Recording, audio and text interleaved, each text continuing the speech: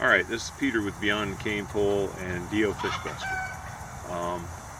I'm doing this video for both channels simply because it's not actually a fishing video. It's not just one of the random videos I do on the other channel. It's kind of an equipment video that fits both channels. I will also be doing one on my camera as soon as I find the original camera that I got started with so I can actually record it on it. I'll do one on the camera that I'm using now. Any rate, there's this lady called, whose name's Brenda. Nature's Fairy, I'm mutilating that. I can't remember exactly what her thing, but her channel is Nature's Fairy. I will link it in the description here. Got some new equipment for her GoPro camera. Now everybody knows I don't have a GoPro camera. I have a Nikon Coolpix waterproof camera. It's a point and shoot, but it'll take 30 minutes of decent video, which is what I use on this. Sometimes I take video and then I take another section of video and then I put it all together, but that's just editing. It is how I make these videos. At any rate, she got a wrist mount for her GoPro. Now this wrist mount has a swivel on it. I don't have that swivel, I don't have that swivel that I can use for the project that I just did. I do have that swivel on another mount. It is on my my dash mount for the Jeep. You've seen some of the videos where I've taken pictures that way. At any rate, in the kit that I got with my camera was an accessory I will never ever use. It was a helmet mount for like a bicycle helmet, or I don't see how you could put it on a motorcycle helmet, but it was a helmet mount for your camera. Once again, I'm pretty sure it's a GoPro accessory, or at least a cheap knockoff, but I don't have, I'm never going to put it on a helmet. I've been wanting though to be able to have a way of having my camera handy, being able to shoot some video from more first-person viewpoint. I don't like necessarily the helmet mounted videos or hat mounted videos. A lot of times there's some motion in them. You're looking over this way when things are going on this way because you hear something. It turns with you. I thought about a chest mount, but that might get in the way a little bit. Plus, I need something we can use when we're out in the ocean, where we're not holding the camera with one hand as we're doing things, trying to fish and reel and stuff. This may not work with that, but just when we're out swimming, like when we took the videos of the sand dollars, it just got in the way of carrying a camera. Her wrist mount seemed like it would solve the problem. I'm retired. I don't have all the money in the world. I have 2 cases of candy canes that I have to buy next month so that I have them at the end of October, at least some of them at the end of October. And then November, I've got 3 events in a row I've got to make sure I get candy canes for. I will not get paid with my Santa stuff till the end of October. It's no big deal. It's just I don't have the money to be going out and buying equipment. I also don't necessarily need this till next spring, but I got to thinking. The helmet mount is curved. As this right here, I believe it had a couple extra pieces on it so you could adjust it a little bit more, but I've taken those since and used them out. And it had 2 straps that have these clip things here at the end of them. Now this clip, as long as this adjustment piece is here, is very hard to undo, so it would have to be permanent. But this clip I can adjust and clip down for tension. What I did on the little loops here, I had some buckles. A buckle that would fit the loops. Wrist strap. Now, it is not the most comfortable thing in the world. And how I would do it was as I would put it on, it's a little easier if you have something like a table or something to rest this on. Get that clipped. And you take and you flip this little adjustment piece, or this tensioner, up,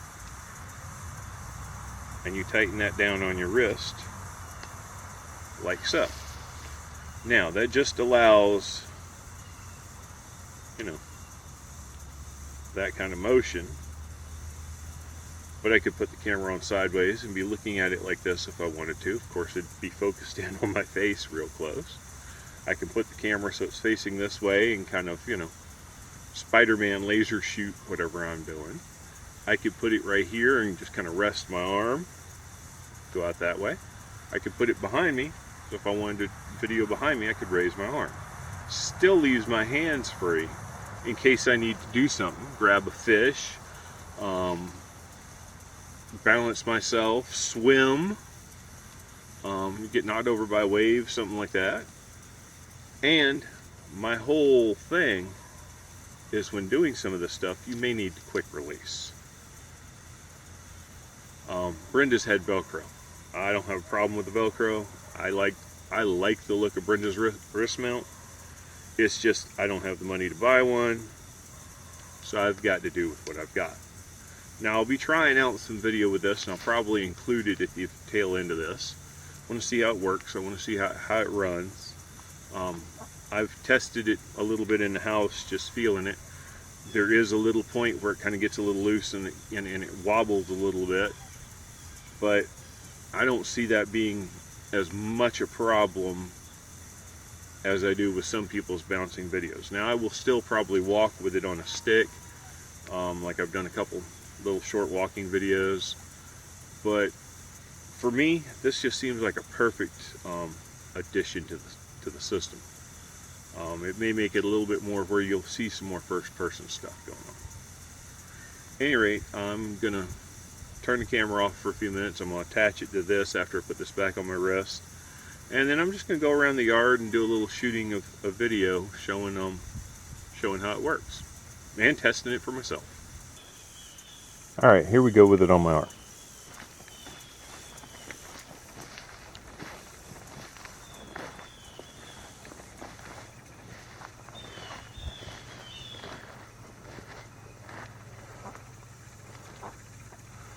I don't know if you've watched my Fishing with Big Bank Fixed Line Challenge, but there's what happens when we put hyacinth out in the pond. Definitely eat it a lot. Sorry, don't mean to move it so fast. Now over there is a sergeant major with some of the rest of the ducks. But yeah, even though this is an invasive species, the hyacinth, the ducks like it, and it doesn't grow fast enough to survive on the pond.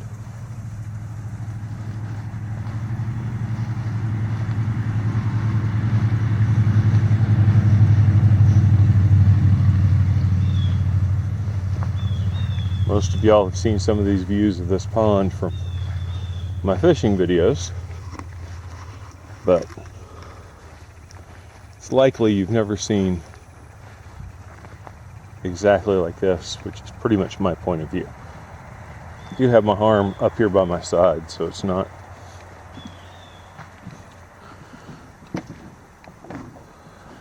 yes, this is that pontoon boat bridge everybody asks about. Is it safe? Is it safe? Yes, it is quite safe.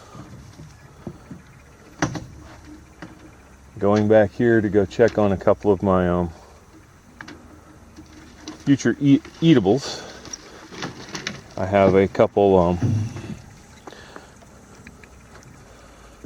Japanese chestnuts that have opened up, or that have come up. I planted the chestnuts themselves, and I have a grapevine back here.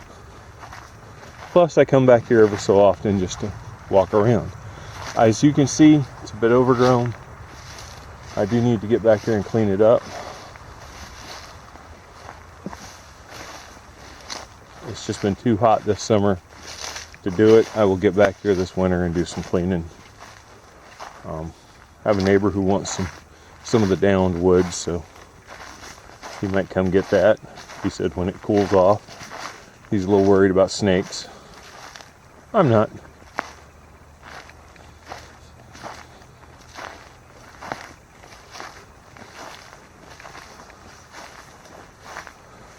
If you look over that way, there's a downed tree. came down in the ice storm like 2 years ago. I need to get over there, clean that out, clean out some of that brush, and get this side looking a little bit better. Don't know what this bush right here is, but it grows up pretty good. There is, however, a swamp magnolia up in there. Probably going to clean that type of bush out. And there's some briars here and there. This is the back side of my property, by the way, folks. This is not anywhere where I'm not allowed to be. There's my little grapevine. Coming along. Actually, it was a volunteer, but I've staked it out and I'm going to tie it up a little more and give it an arbor eventually. I don't know if you pick up the flags or not on the video. Right over here,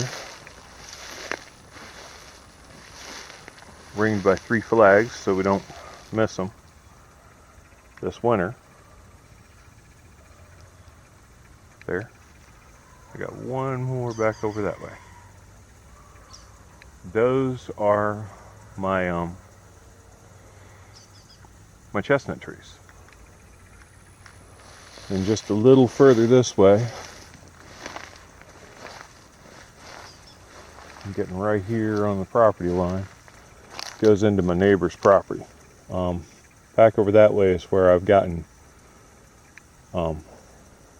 river cane from. I don't have any over here on this side, but that's okay. He didn't mind me walking over and getting what he's got over there. Now, of course, you never know. Some of this video may just be trashed and not be usable. Back over here you see the ditch that forms the back line of my property. It is dry right now. A couple more ice storm trees down. I'm going to get in there and I'm going to clean it up, and I think what I'm going to do this year is I'm going to take and I'm going to go from some of these trees along this ditch and I'm going to run fencing all the way to the other side, and then I'm going to fence it into the pond edge and clean it up back here so we can use it. I don't know. There's always thoughts. Big old wax myrtle here.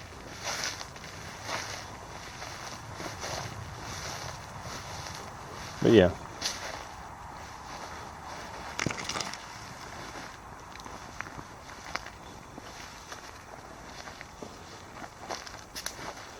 See if I can get a good view of this over here.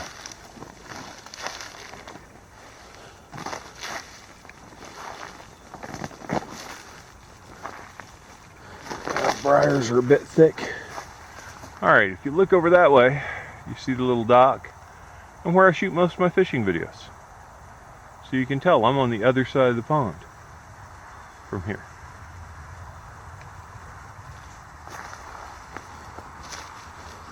Eek. That's a chest-high briar. I don't even want to mess with that dude. I want to see what would happen if I have a swivel mount. This is just a test. At any rate, thank you for watching the video. Hope you enjoyed it. I'm going to shut off now and we'll see what this comes up with in editing. I may cut a couple pieces out because it may be a little too rough. Thanks for coming on this trip with me. There will be a picture of this wrist mount at the end of the video.